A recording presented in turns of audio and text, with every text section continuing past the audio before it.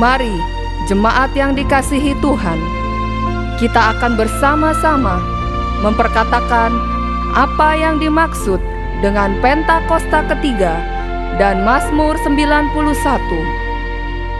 Apa yang dimaksud dengan Pentakosta ketiga?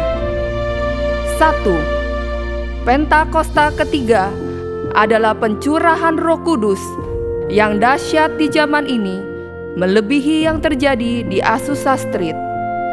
2. Pentakosta ketiga akan mengakibatkan penuaian jiwa yang terbesar dan yang terakhir sebelum Tuhan Yesus datang kembali.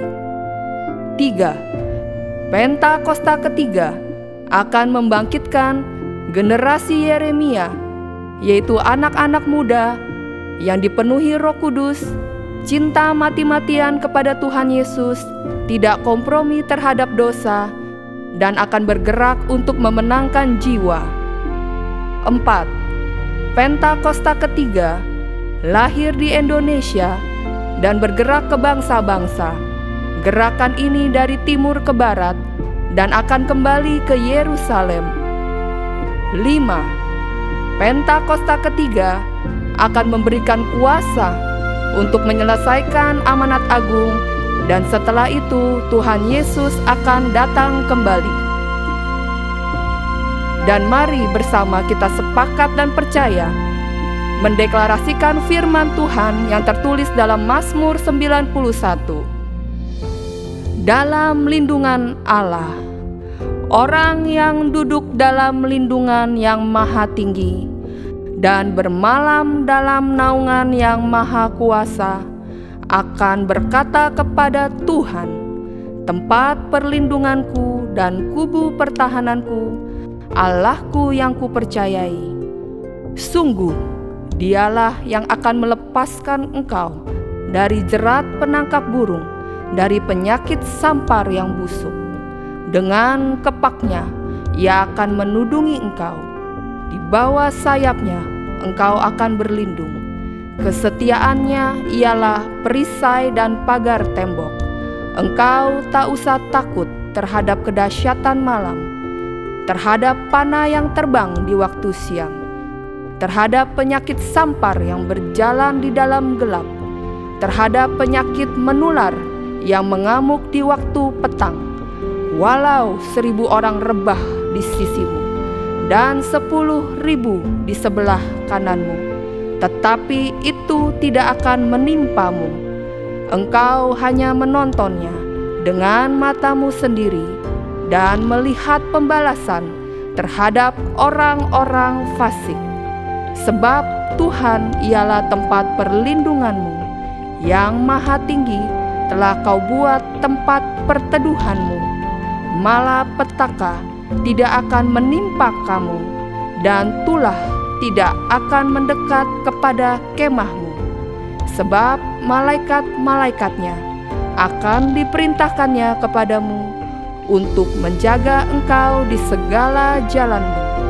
Mereka akan menatang engkau di atas tangannya, supaya kakimu jangan terantuk kepada batu. Singa dan ular tedung akan kau langkahi. Engkau akan menginjak anak singa dan ular naga. Sungguh hatinya melekat kepadaku, maka aku akan meluputkannya. Aku akan membentenginya, sebab ia mengenal namaku. Bila ia berseru kepadaku, aku akan menjawab. Aku akan menyertai dia dalam kesesakan. Aku akan meluputkannya dan memuliakannya. Dengan panjang umur akan kukenyangkan dia, dan akan kuperlihatkan kepadanya keselamatan daripadaku. Haleluya! Amin.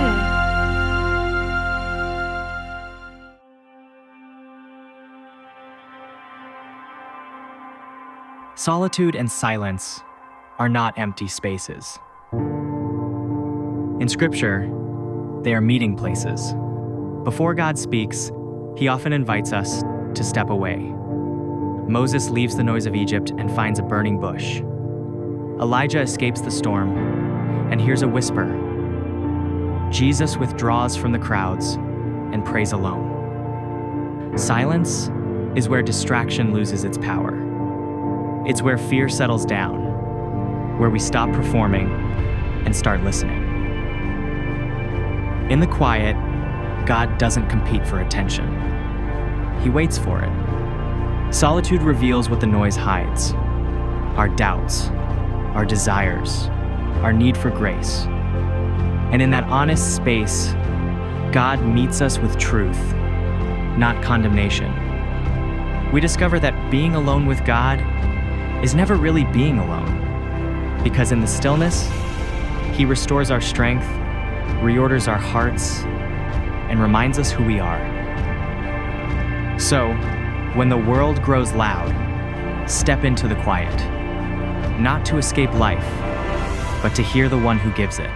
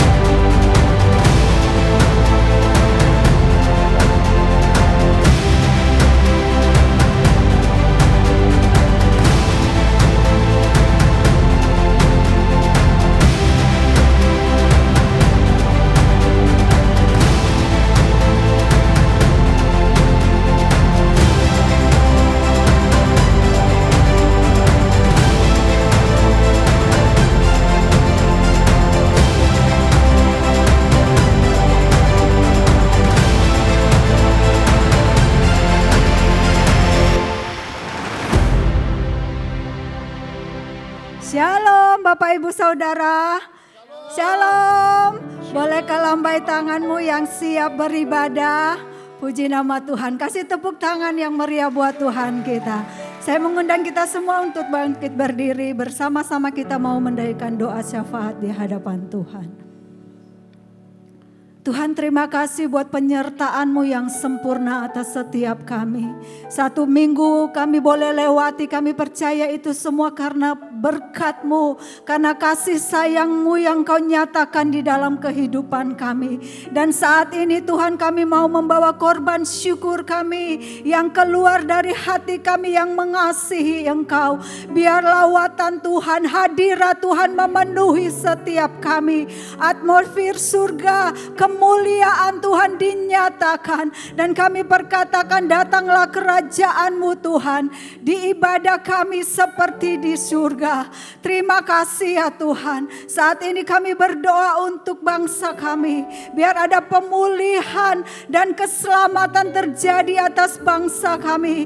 Kami percaya ya Tuhan, Engkau sedang membawa keluar bangsa kami dari kehancuran, masuk ke dalam perkenanan Tuhan. Kami percaya bangsa kami Indonesia ada di dalam tangan Tuhan yang sanggup untuk memulihkan, membangkitkan lewat pemimpin-pemimpin kami yang berintegritas. Dan kiranya Tuhan, Engkau berikan hikmat dan tuntunan Tuhan buat Bapak Presiden Prabowo dan wakilnya Bapak Gibran dan seluruh jajarannya, mulai dari pusat sampai ke daerah, biar mereka melakukan tanggung jawab mereka dengan baik, dengan jujur, dengan adil Tuhan. Tidak mementingkan kepentingan pribadi ataupun golongan, tetapi mementingkan kepentingan bangsa ini dan rakyatnya.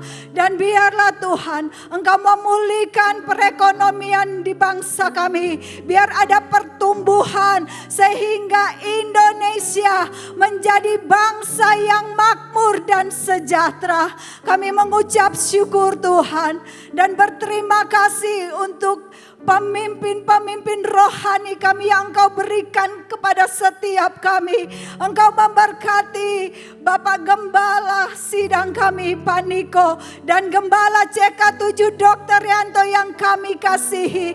Kiranya Tuhan memberkati kedua hamba-Mu dengan kesehatan yang berlimpah-limpah dan umur yang panjang. Pengurapan ilahi, mujizat dan tanda-tanda heran menyertai pelayanan kedua hamba-Mu dan seluruh keluarga besarnya aman di dalam perlindungan Tuhan.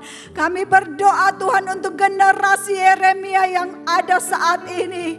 Kami percaya Engkau sedang membangkitkan satu generasi penggenap dari semua yang Engkau janjikan. Biarlah roh ketaatan, roh keintiman, karakter Kristus, hati hamba bertumbuh kuat di dalam kehidupan generasi Yeremia.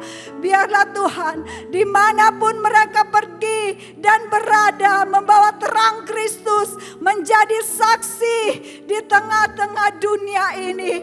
Baik itu di sekolah, di kampus-kampus, di marketplace. Tuhan Engkau memberkati mereka.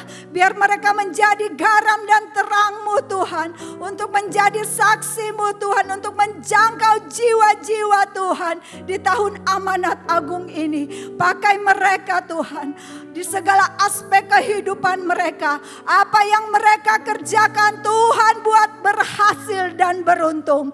Di dalam nama Tuhan Yesus Kristus, semua yang percaya sama-sama katakan amin. Amin. Gereja Tuhan Shalom. Sekali lagi Shalom. Berapa banyak dari kita yang hari ini merasakan kebaikan dan kesetiaan Tuhan? Boleh lambaikan tanganmu. Tuhan kita luar biasa, amin. Tuhan kita setia dan Tuhan kita sangat amat baik. Engkau yang siap memuji, meninggikan nama Tuhan. Sama-sama kasih tepuk tangan yang meriah buat Tuhan Yesus. Haleluya.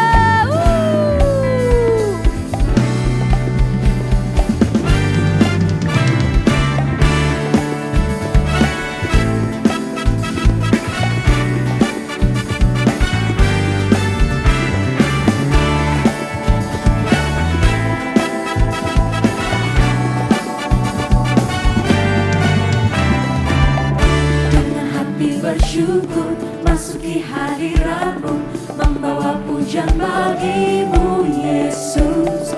Ku memandang wajah-Mu, bersuka di depan-Mu, sambil menceritakan kasih-Mu. Ku mengangkat tanganku, bersorak-sorai bagi kebaikan-Mu.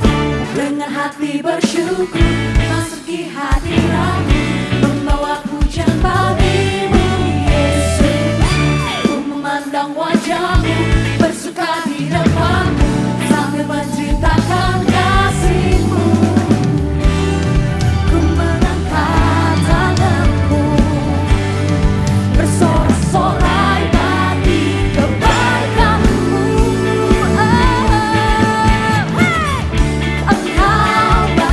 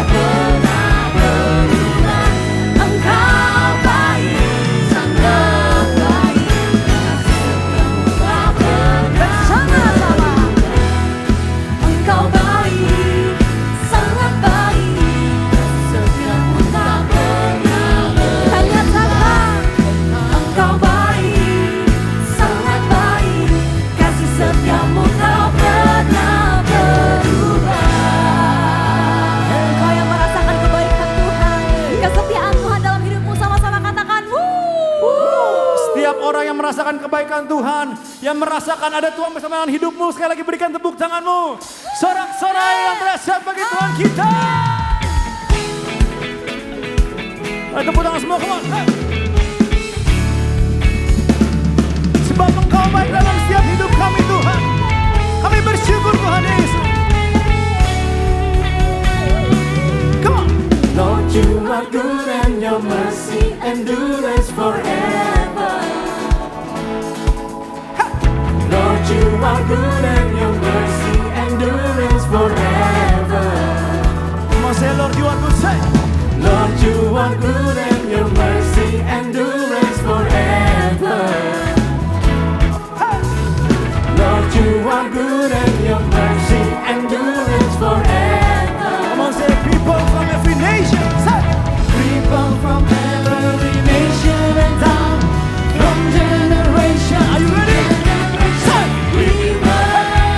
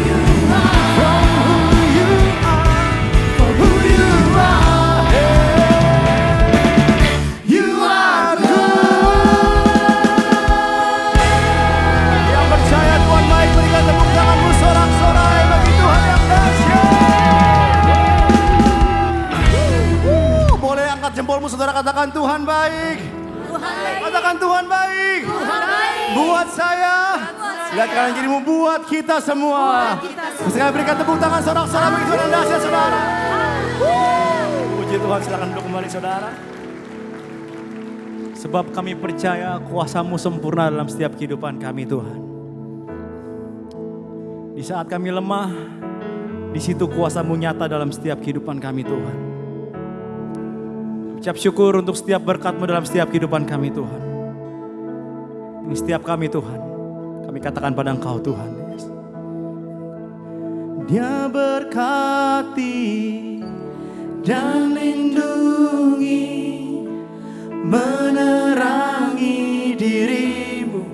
Dia baik bagimu, Dia akan selalu memandangmu, beri kau damai. Dia percaya dengan segenap iman kami. Dia berkati dan lindungi, menerangi dirimu.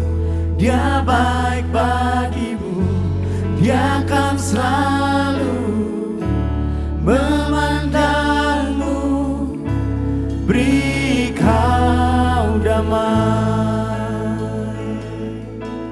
Kami sepakat, kami katakan pada Engkau Tuhan Yesus. Amin, amin, amin, amin,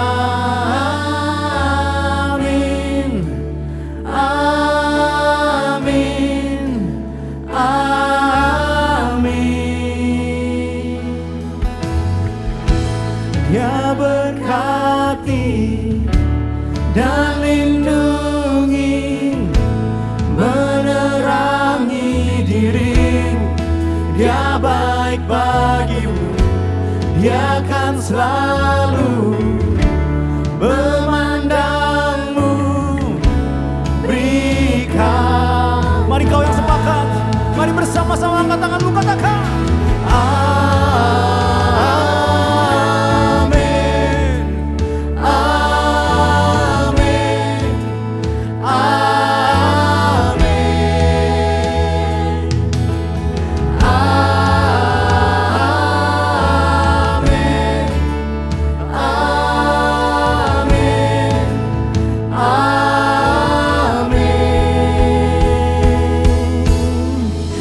kami berkata amin Tuhan. Tanda kami sepakat Tuhan Yesus. Apapun yang kami alami, Tuhan bersama dengan setiap kehidupan kami. Tuhan bersama dengan setiap musim kehidupan kami. Hari ini kami angkat tangan. Mungkin keadaan kami belum baik-baik Tuhan, tapi kami tahu selama ada Tuhan kami aman. Kami tenang sebab kebaikan-Mu dalam setiap kehidupan kami Tuhan. Mari bersama katakan, kebaikan-Nya, anugerah-Nya dilimpahkan selamanya bagimu dan keluarga, anak cucu selamanya. Kebaikan-Nya, anugerah-Nya dilimpahkan selamanya bagimu dan keluarga, anak cucu selamanya. Kebaikan-Nya, anugerah-Nya dilimpahkan selamanya bagimu dan keluarga, anak cucu selamanya. Kebaikan-Nya, anugerah-Nya dilimpahkan selamanya bagimu dan keluarga, anak cucu. Katakan hadirat-Mu Tuhan, hadirat-Nya memenuhi dan tak pernah tinggalkan-Mu, bersamamu di dalam-Mu. Tuhan selalu beserta-Mu pagi hari, malam hari, kemanapun Engkau pergi. Saat susah, saat senang, Dia ada bersamamu. Dia ada bersamamu. Dia ada bersamamu. Dia ada bersamamu.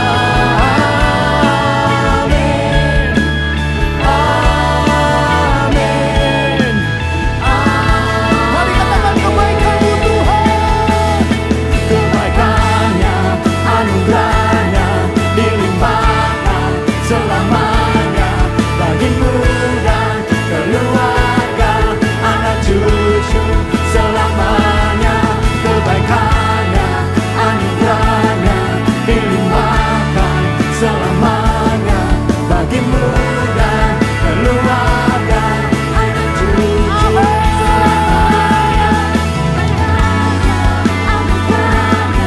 dilimpahkan selamanya bagimu dan keluarga anak cucu selamanya kebaikannya anugerahnya dilimpahkan selamanya bagimu dan keluarga anak cucu.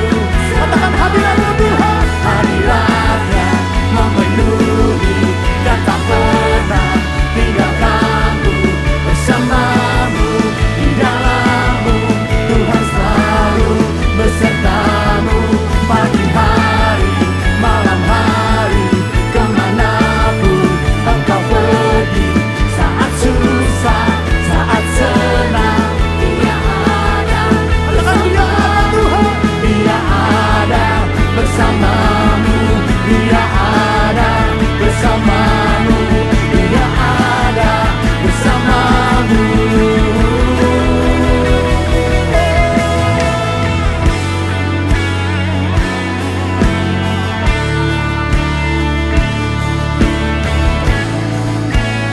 Hari ini kami sepakat Tuhan, Engkau ada dalam setiap hidupan kami Tuhan, dalam setiap musim hidup kami Tuhan. Mari yang sepakat, mari bersama-sama katakan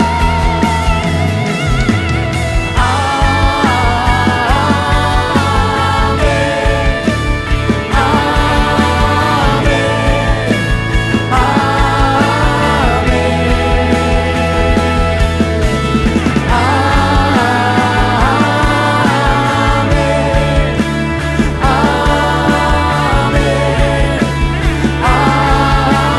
Amin, kami katakan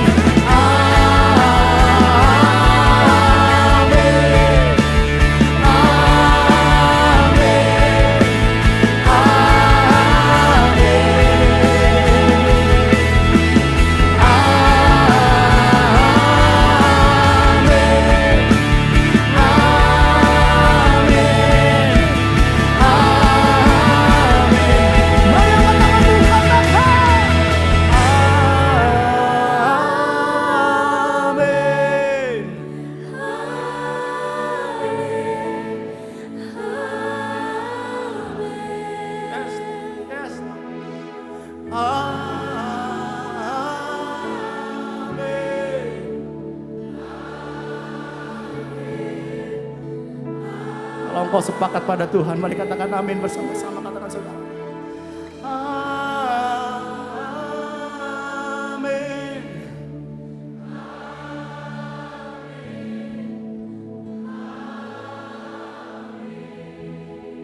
Nyatakan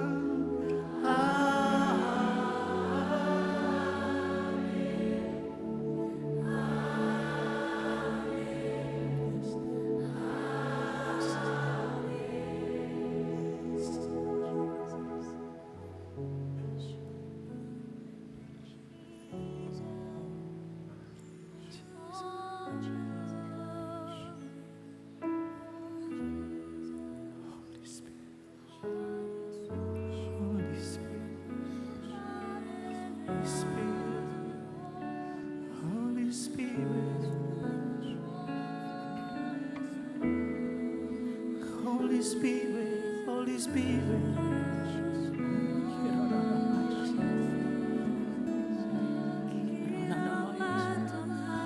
Yes, yes, Lord.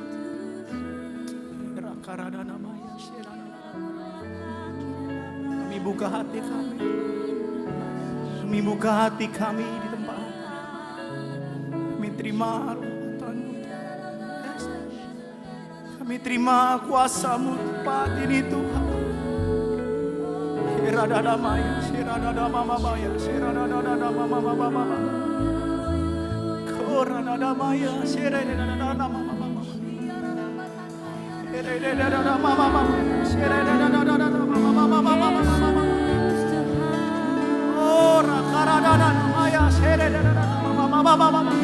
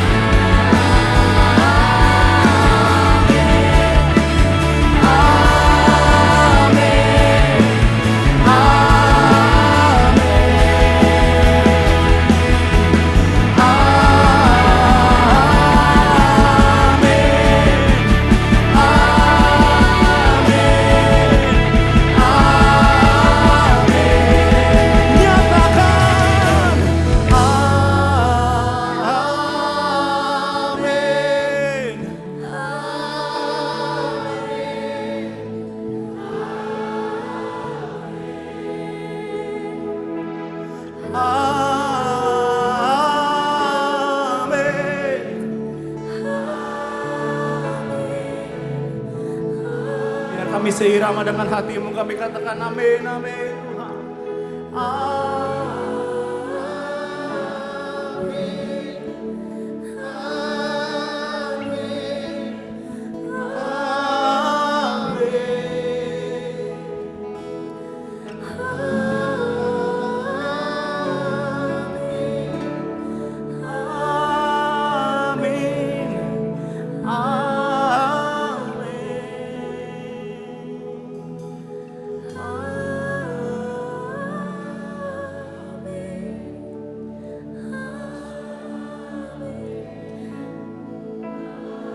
Tuhan Yesus.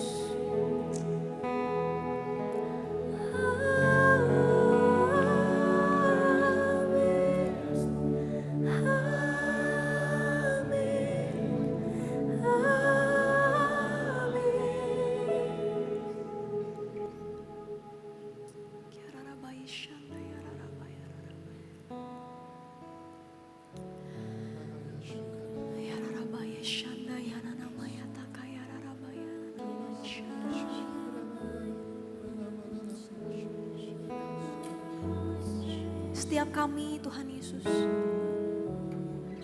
setiap kami yang berdiri di hadapan-Mu ya Bapa, kami yang menjadi saksi bukti kebesaran-Mu dalam hidup kami Tuhan, bukti kesetiaan-Mu dalam hidup setiap kami Tuhan Yesus. Biar seumur hidup kami terus menyembah Tuhan.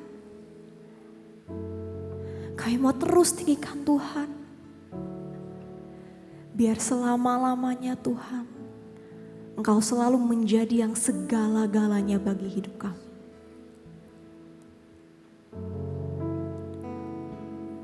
Jesus, oh Jesus.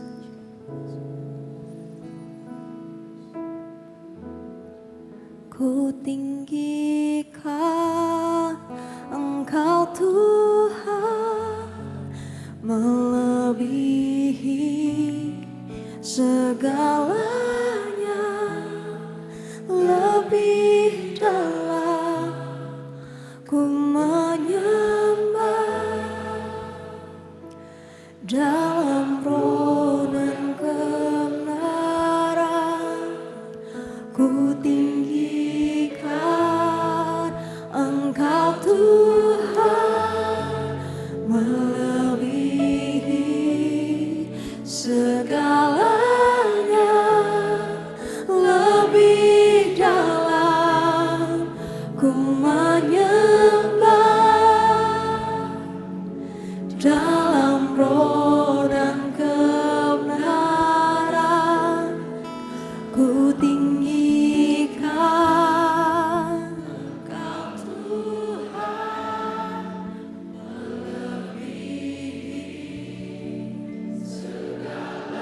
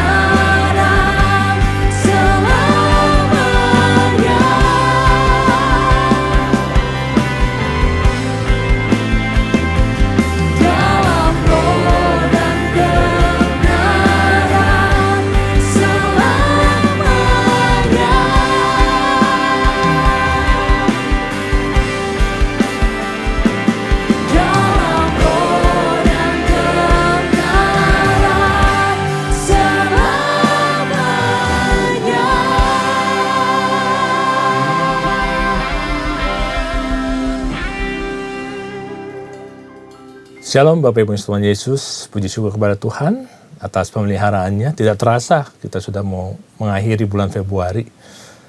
Yuk kita dengarkan apa yang menjadi isi hatinya Tuhan pada hari ini. Dan sebelum kita mulai, saya undang Bapak Ibu untuk kita sama-sama berdoa.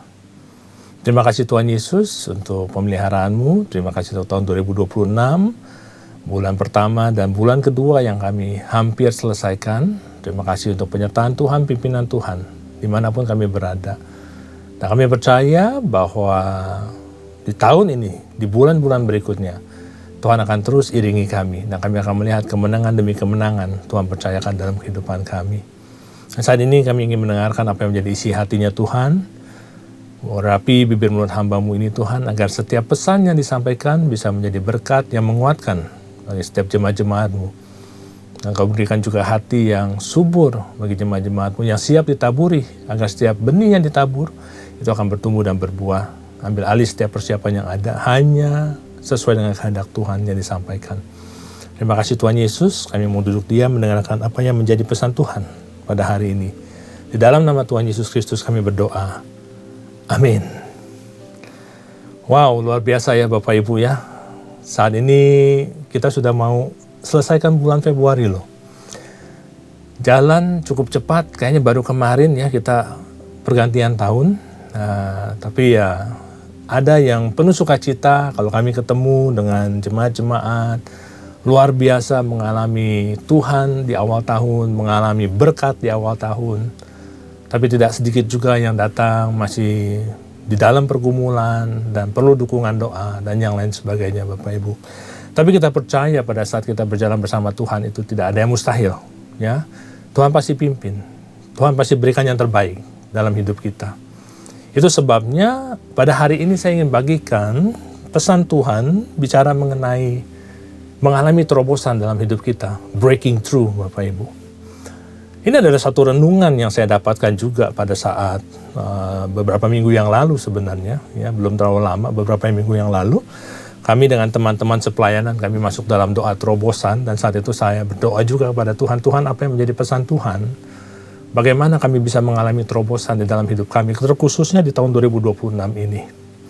Ada beberapa hal yang nanti saya akan bagikan Bapak Ibu, tapi ada poin pertama juga yang perlu kita ingat dan perlu kita pegang, bahwa Tuhan memang gak pernah menjanjikan bahwa kehidupan orang-orang percaya itu akan selalu baik.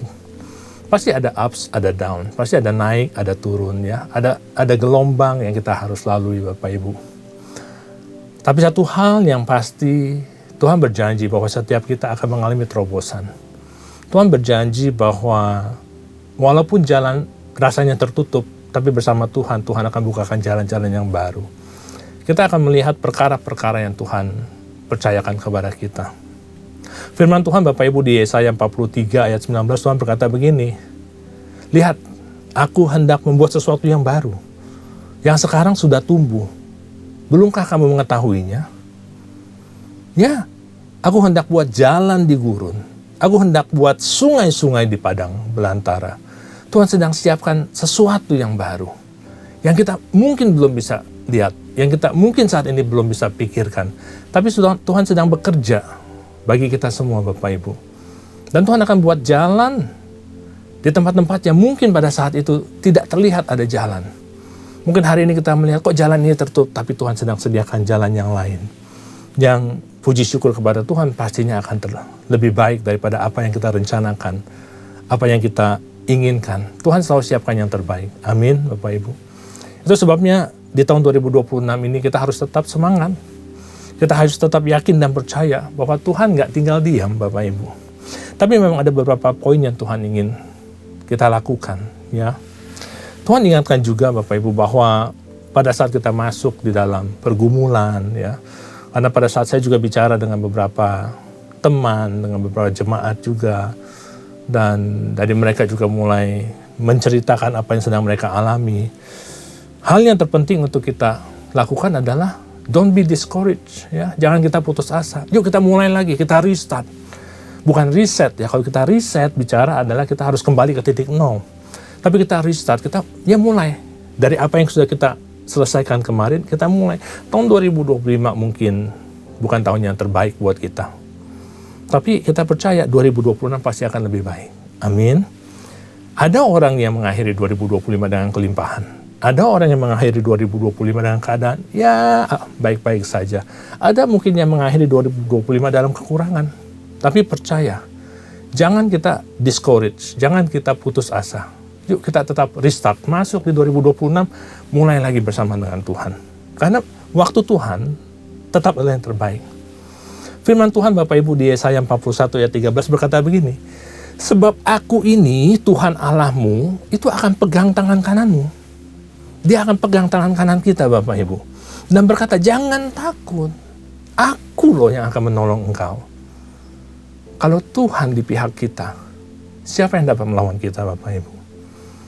Tapi seringkali kita lupa akan hal itu. Seringkali kita lebih mengandalkan kekuatan kita sendiri. Seringkali kita lebih mengandalkan kekuatan manusia lain, sesama kita.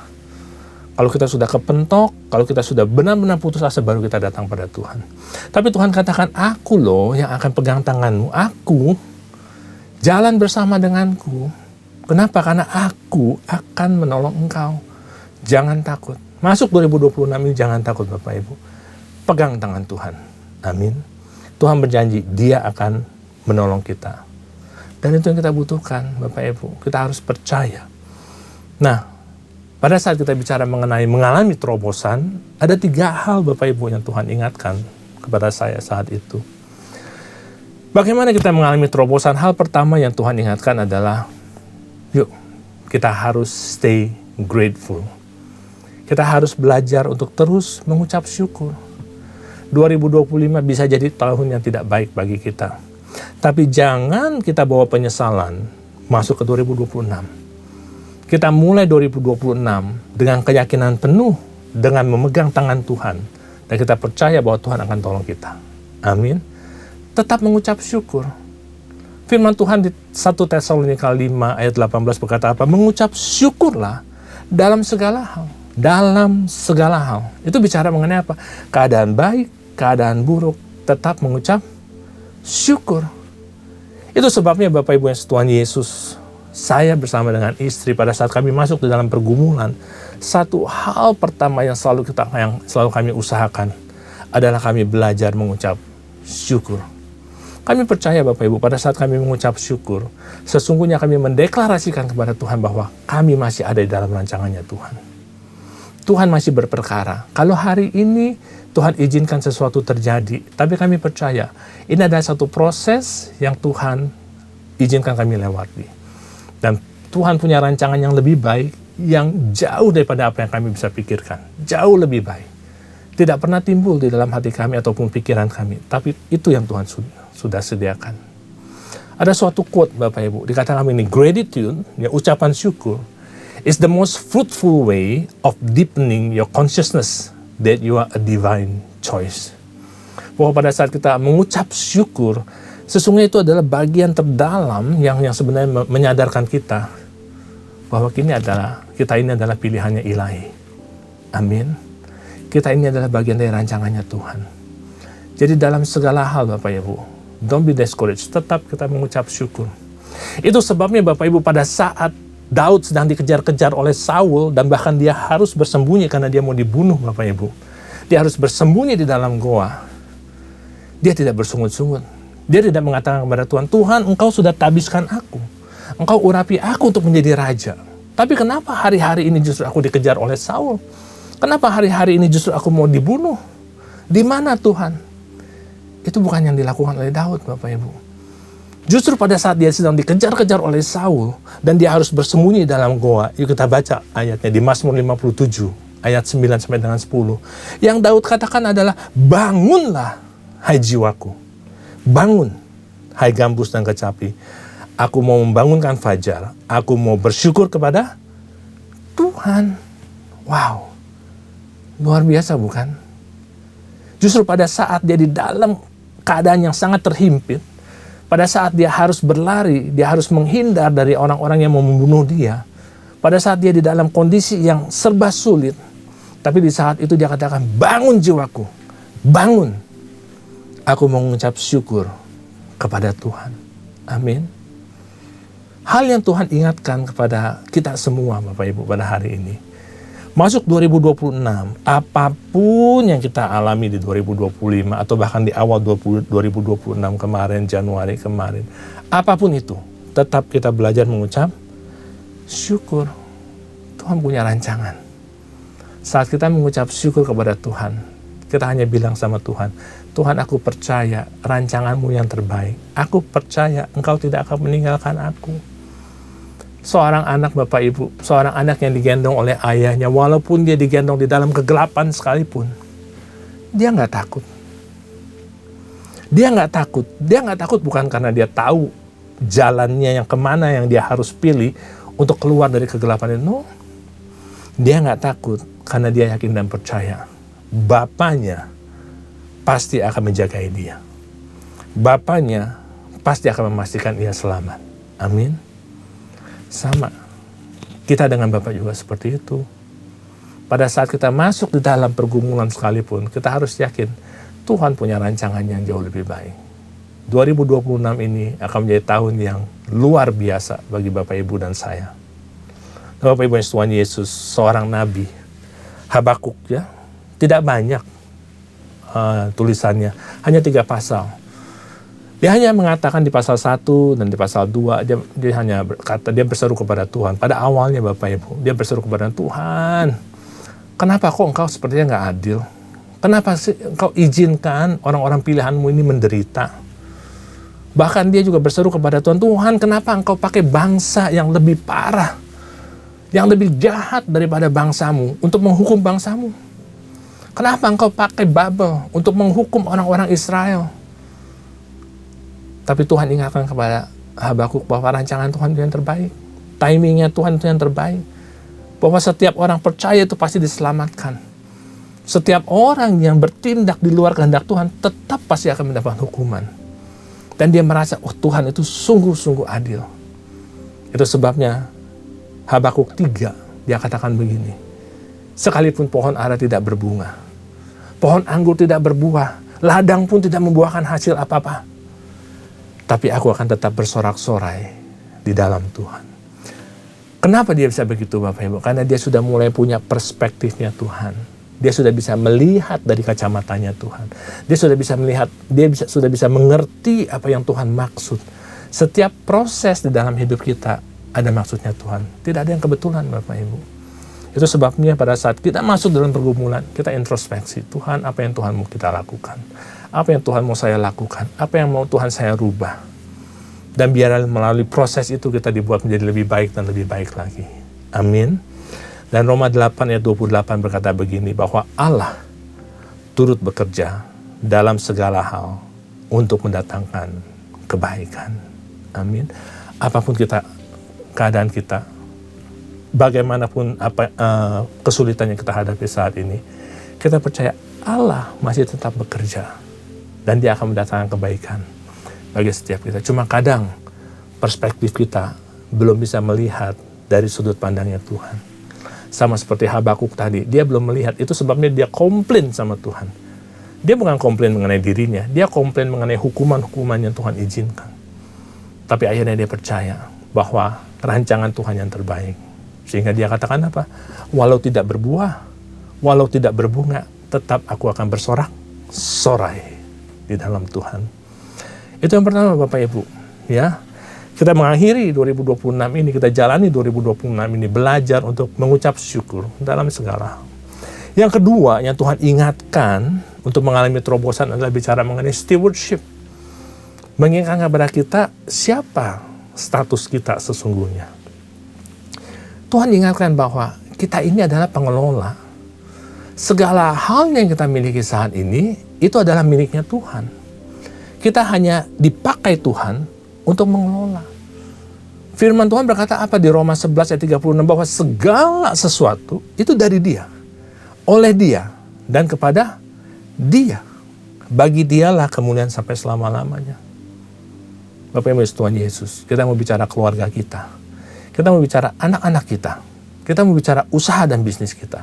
Kita mau bicara pelayanan kita sekalipun. Semuanya itu adalah dari Tuhan. Dan kita harus jalankan seperti yang Tuhan ingin kita jalankan. Karena dari Dia dan oleh Dia. Kita mau didik anak-anak kita pun harus dididik oleh Dia melalui firman Tuhan. Itu yang kita harus tanamkan kepada anak-anak kita. Dan pada akhirnya, semua itu harus kita kembalikan kepada Tuhan. Baik itu usaha kita harus bawa kemuliaan bagi nama Tuhan. Keluarga kita, anak-anak kita harus membawa kemuliaan bagi nama Tuhan. Kita ini semua adalah pengelola. Pada saat kita sadari itu betul, baru kita bisa bicara bahwa aku hidup di dalam kehendaknya Tuhan. Karena selama kita merasa bahwa kita adalah miliki semuanya ini adalah punyaku, ini adalah punyaku, ini bukan punyanya Tuhan, maka kita akan hidup di dalam kehendaknya kita sendiri. Tapi pada saat kita menyadari penuh bahwa ini adalah punyanya Tuhan, kita akan hidup di dalam kehendaknya Tuhan. Dan ini bukan suatu kebetulan Bapak Ibu. Ini yang memang Tuhan canangkan bahkan dari awal pada saat manusia diciptakan, Adam dan Hawa diciptakan. Tuhan ciptakan mereka tidak untuk memiliki segalanya, tapi untuk mengelola. Kita baca di Kejadian 2 ayat 8 sampai dengan 15 Bapak Ibu. Dikatakan begini, selanjutnya Tuhan Allah membuat taman di Eden di sebelah timur. Disitulah ditempatkannya siapa? Manusia yang dibentuknya itu. Sesudah Tuhan buat taman, Dia tempatkan manusia yang dibentuknya itu. Dan Tuhan Allah mengambil manusia itu, ditempatkan di sana untuk tujuannya apa? Tujuannya agar dia bisa mengusahakan dan memelihara taman itu. Bukan untuk diberikan dan memiliki taman itu. Tapi untuk mereka mengusahakan dan memelihara taman itu. Siapa yang memiliki taman itu? Tetap Tuhan. Siapa yang memiliki bisnis kita? Tetap Tuhan. Segalanya itu adalah miliknya Tuhan. Seorang hamba Tuhan besar namanya Joyce Meyer, Bapak Ibu. Dia berkata gini, we must remember we are steward of what God has provided us. We are not owners. Kita harus ingat bahwa kita adalah pengelola dari apa yang Tuhan sudah berikan kepada kita. Kita ini bukan pemilik. Amin. Itu sebabnya pada saat kita masuk dalam pergumulan sekalipun, ya sekali lagi, aduh kayaknya berat nih, harus bagaimana nih? Datangnya kepada yang punya. Siapa yang punya? Tuhan yang punya. Kita punya masalah dengan pasangan hidup kita. Datang kepada Tuhan, apa yang aku harus lakukan? Adakah yang salah daripadaku? Adakah yang harus kami benarkan? Pada saat kita mengalami situasi dengan anak-anak kita, kita datang kepada Tuhan, kita berdoa kepada Dia. Pada saat kita juga mengalami masalah dalam usaha dan bisnis kita, sama kita juga datang kepada Tuhan. Minta Tuhan tunjukkan jalan mana yang kita harus pilih. Karena itu yang dilakukan oleh empunya, dilakukan oleh sang pemilik. Amin. Bapak Ibu lihat gambar ini. Ini adalah gambar Daniel. Bapak Ibu mungkin familiar dengan cerita ini. Kita bicara mengenai Daniel yang luar biasa ya. Saat itu dia ada di Persia. Dan dia dipercaya oleh raja, Bapak Ibu. Raja begitu suka sama dia karena dia melihat Daniel ini adalah seorang yang penuh hikmat. Sampai-sampai akhirnya Daniel dijebak dengan beberapa cendekiawan yang ada di negara itu, di negeri itu. Sehingga dikeluarkanlah peraturan bahwa setiap orang selama 30 hari ke depan hanya boleh menyembah patung raja. Kenapa? Karena orang-orang ini tahu Daniel tidak mungkin mau menyembah patung raja. Dan betul, Daniel tidak menyembah patung raja. Daniel tetap berdoa kepada Tuhan. Dan akhirnya dilaporkanlah hal ini kepada raja. Dikatakan kepada raja bahwa Daniel tidak melakukan perintahmu, dan engkau sudah katakan siapa yang tidak melakukan perintahmu, maka ia akan dilempar ke gua yang penuh singa di dalamnya. Dan raja tidak bisa lepas daripada itu, walaupun ia suka dengan Daniel, tapi perkataannya itu tidak bisa dia batalkan. Sehingga dia oke, berarti Daniel harus dimasukkan ke dalam gua singa. Tapi kita lihat Bapak Ibu, apa yang ada di gambar ini? Gambar ini menggambarkan Daniel di antara singa-singa, tapi dia berdiri dengan tenang. Dia hanya melihat ke atas. Saya suka sekali gambar ini Bapak Ibu. Gambar ini menggambarkan bahwa dia di situ tidak sedang mengandalkan kekuatannya sendiri. Kalau Daniel ada di situ, di dalam goa singa, di antara para singa-singa yang buas dan lapar, dan saat itu dia sedang mengandalkan kekuatan sendiri, mungkin gambarnya adalah dia sedang bertarung melawan singa-singa itu. Atau kalau dia mengandalkan kekuatannya sendiri dan dia merasa dia tidak mampu, mungkin saat itu dia gambarnya adalah dia sedang bersembunyi, Bapak Ibu. Tapi luar biasa, gambar ini menggambarkan Daniel yang hanya berdiri dengan tenang. Sementara singa-singa lapar yang ada, mereka hanya berdiri di belakangin Daniel, tidak melakukan apa-apa, Bapak Ibu. Ini menggambarkan kondisi chaos. Begitu banyak masalah di antara kita. Tapi kita tetap tenang. Kita tidak melakukan hal-hal atau bahkan lari dari masalah. No, kita tidak lakukan itu. Kenapa? Karena Daniel tahu bahwa dia dan hidupnya adalah milik Tuhan. Pada saat kita sadar betul bahwa kita adalah milik Tuhan dan Tuhan pelihara kita, damai sejahtera itu akan datang kepada kita semua, Bapak Ibu. Kita tidak mudah khawatir. Karena kita tahu Tuhan tidak pernah tinggalkan kita. 2025 bukan tahun yang terlalu bagus. Ada beberapa orang yang datang kepada saya sharing mengenai masalah yang mereka sedang hadapi. Tapi satu hal yang pasti, Bapak Ibu, mereka yang datang dengan masalah yang sama, tapi mereka yang mengandalkan Tuhan dengan mereka yang tidak mengandalkan Tuhan itu sangat berbeda, Bapak Ibu. Mereka yang mengandalkan Tuhan, walaupun masalahnya sama, mereka yang mengandalkan Tuhan, mereka tetap tenang. Sepertinya ada damai, ada pengharapan, Bapak Ibu. Tapi mereka yang tidak mengandalkan Tuhan pada saat mereka datang, mereka seperti orang yang putus asa. Mereka seperti orang yang tidak ada lagi jalan keluar. Mereka seperti orang yang nggak tahu harus ngapain lagi. Terserah deh, aku nggak tahu deh, aku udah nggak bisa ngapa-ngapain. Tapi orang yang mengandalkan Tuhan, masalah boleh datang, tapi dia percaya Tuhan punya jawaban yang terbaik bagi dia. Amin. Jadi yang kedua, Bapak Ibu, untuk mengalami terobosan, kita harus sadar betul, kita adalah pengelola. Dan sebagai pengelola, pada saat ada masalah, kita datang kepada Empunya. Kita tidak berusaha untuk cari solusi dari orang lain ataupun dengan kekuatan kita sendiri, tapi kita datang kepada Empunya. Karena Dia akan selalu punya jawaban bagi kita semua. Amin. Hal yang ketiga, Bapak Ibu, dan ini yang terpenting. Jadi sesudah kita selalu mengucap syukur dalam segala hal, dan sudah mengerti bahwa kita adalah pengelola dari apa yang Tuhan sudah percayakan. Dan yang ketiga, di tahun 2026 ini, untuk kita mengalami terobosan adalah more of Him. Adalah untuk yuk masuk lebih dalam lagi di dalam Tuhan. Kita harus alami Tuhan di tahun 2026 ini. Bangun keintiman dengan Tuhan. Bapak Ibu Tuhan Yesus, Paulus di Galatia 2 ayat 20 dia berkata begini, namun aku hidup. Tapi bukan aku lagi sendiri yang hidup loh. Karena Kristus sekarang hidup di dalam aku. Dan hidupku yang kuhidupi sekarang ini, yang di dalam daging ini oleh hidupnya bukan daging aja, tapi oleh iman dalam anak Allah yang telah mengasihi aku dan bahkan menyerahkan dirinya untuk aku. Dia sadar betul, Bapak Ibu, bahwa hidupnya ini bukan lagi miliknya, dan dia hidup, itu hidup karena ada Kristus di dalam dia. Dan ini yang kita harus lakukan, Bapak Ibu. Pak Niko berulang kali menghimbau kita, mengatakan untuk setiap kita membangun intimasi dengan Tuhan. Melalui firman Tuhan di Mazmur 123 ayat 2, Bapak Ibu. Bahwa kita itu harus punya mata seperti mata para hamba laki-laki yang memandang kepada tangan tuannya. Seperti mata hamba perempuan yang memandang kepada tangan nyonyanya.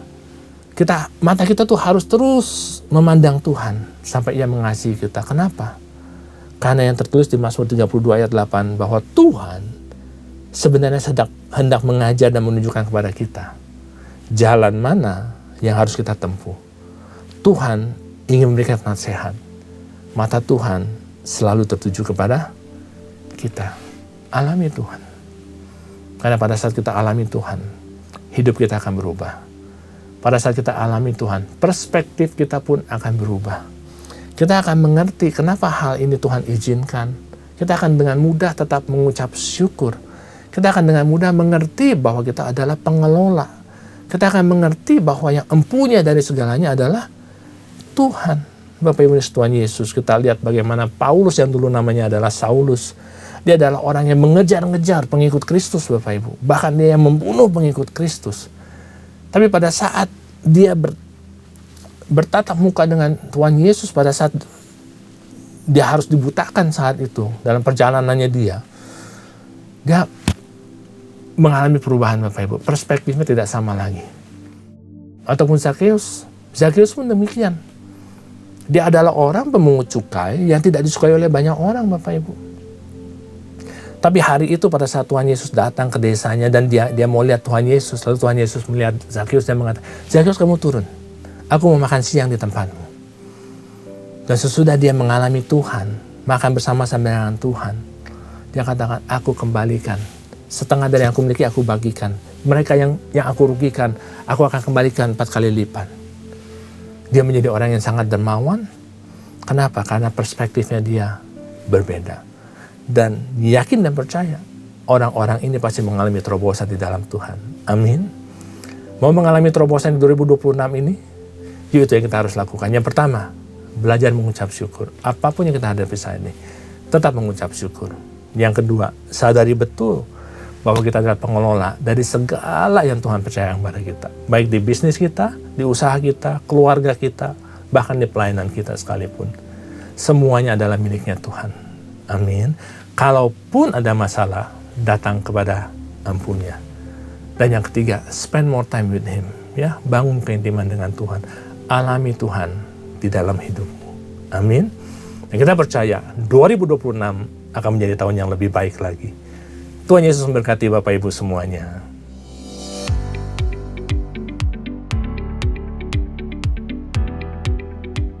Shalom. Gembala dan seluruh pengerja CK7 serta jemaat Tuhan mengucapkan terima kasih kepada PDM Willy Santoso yang telah memberkati kita semua melalui penyampaian pesan firman Tuhan pada hari ini.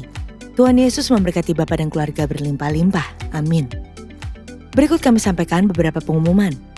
Ibadah Raya via live streaming hari Minggu, 1 Maret 2026, pukul 7, 9, 11.30, 14, dan 16.30 waktu Indonesia Barat, akan dilayani oleh PDP Tin Setiawati.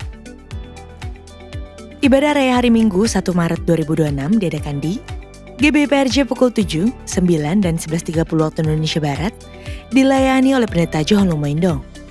Pukul 16.30 waktu Indonesia Barat, dilayani oleh PDP Tamara Geraldine. GBPRJ Mandarin Service pukul 9 waktu Indonesia Barat, dilayani oleh PDP Benny Lim. GB Intercon pukul 7, 9, dan 11 waktu Indonesia Barat, dilayani oleh Evangelis Gina Darmawan. Pukul 16 dan 18 waktu Indonesia Barat dilayani oleh Evangelis Indri Pardede. GB St. Moritz pukul 9 waktu Indonesia Barat, dilayani oleh Evangelis Indri Pardede. Pukul 11 dan 13 waktu Indonesia Barat, dilayani oleh PDP Sudi Tandi.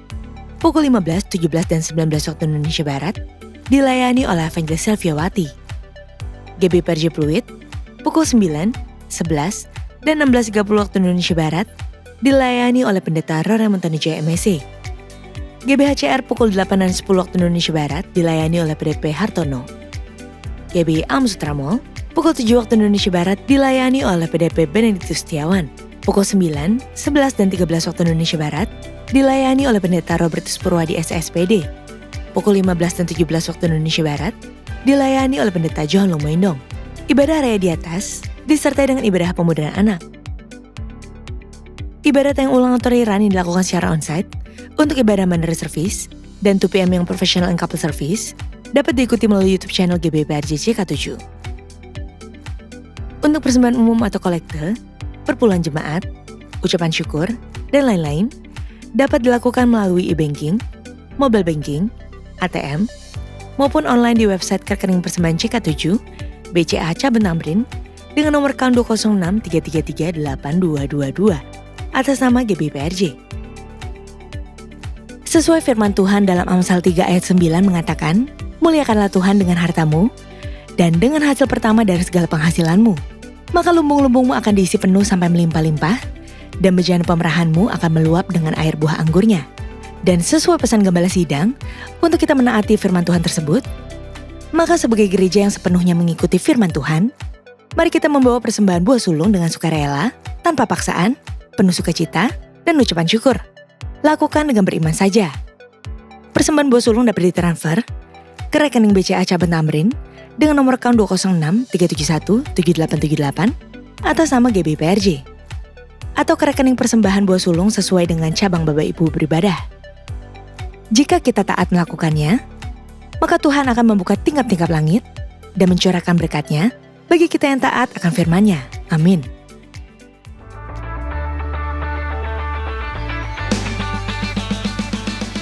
Shalom Papi, Mami, dan adik-adik. Tahun ini CK7 Kids Camp kembali lagi dengan tema My Story with God.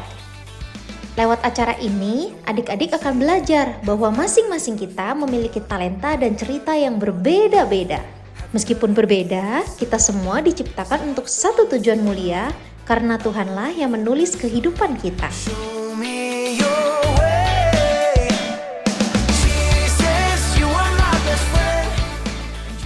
CK7 Kids Camp akan diadakan dari tanggal 18 hingga 20 Juni 2026 di Taman Bukit Palem, Bogor.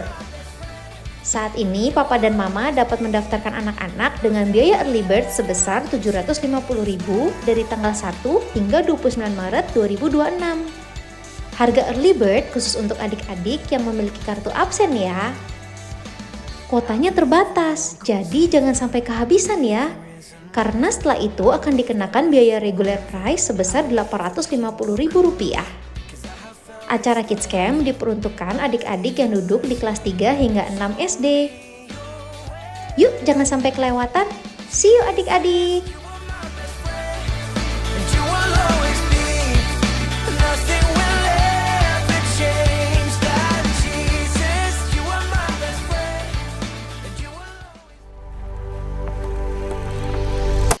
But not my will, but yours be done.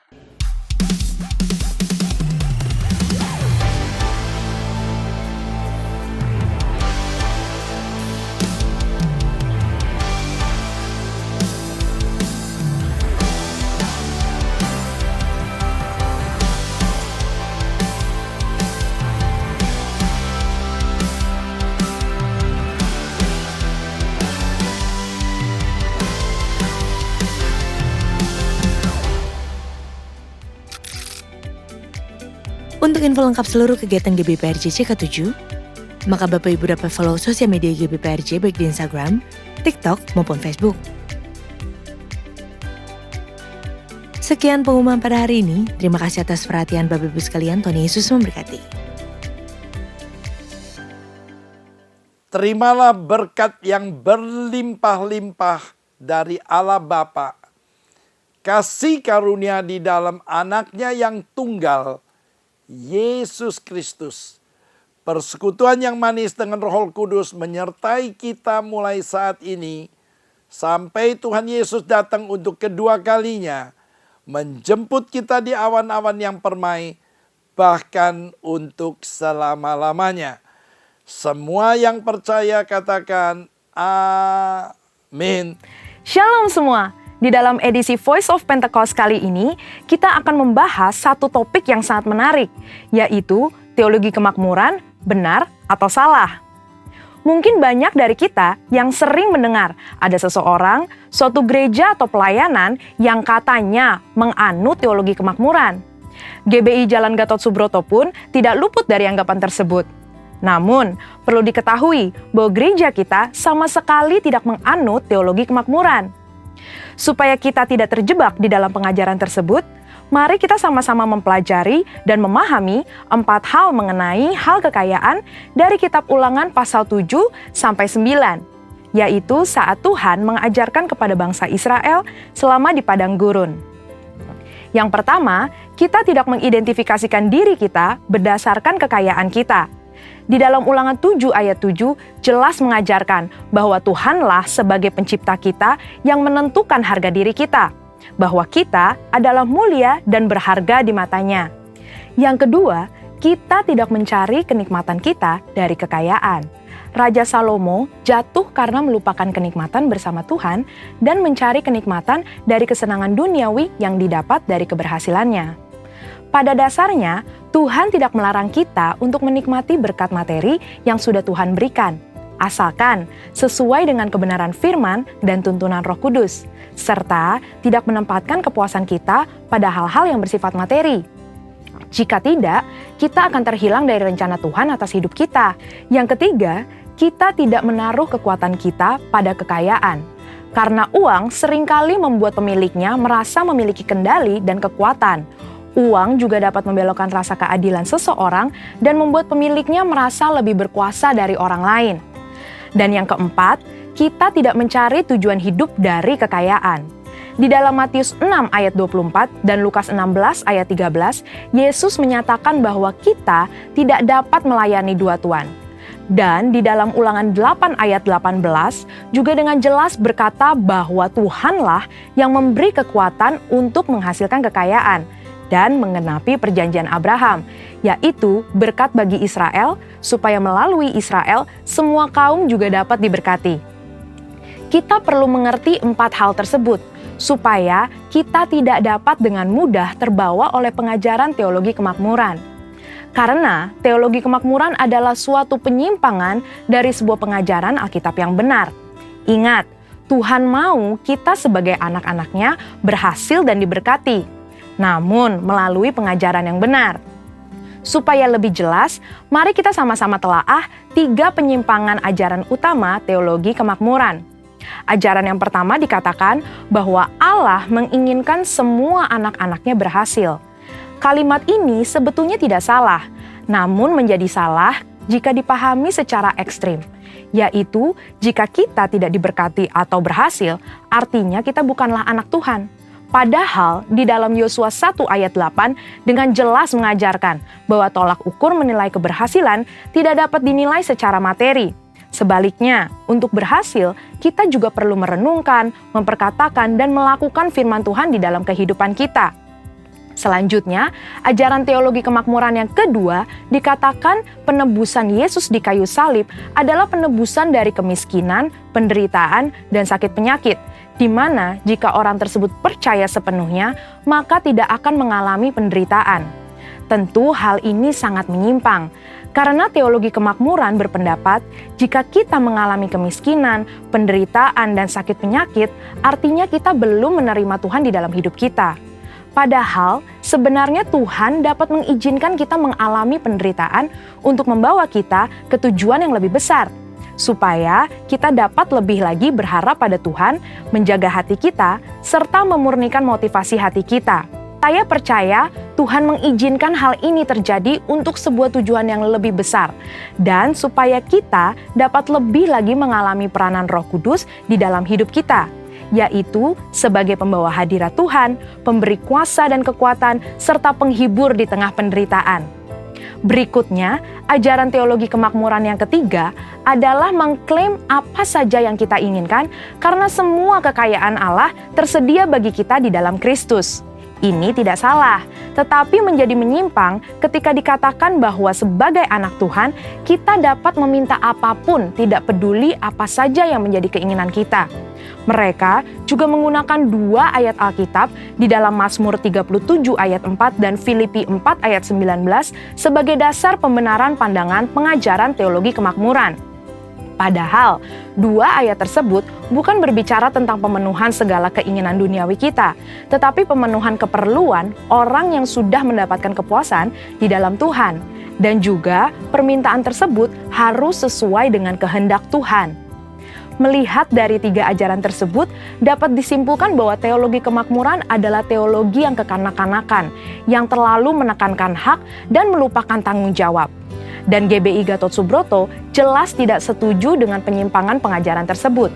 Namun, kita perlu percaya bahwa Tuhan sangat ingin memberkati kita berlimpah-limpah, supaya kita dapat menjadi berkat bagi orang lain, serta menyelesaikan amanat agung Tuhan Yesus dan pekerjaan Tuhan di bumi. Saudara-saudara, untuk penjelasan lebih lengkapnya dari tim teologi kami, jangan lupa buka link yang ada di atas atau scan barcode yang tersedia. Tuhan Yesus memberkati.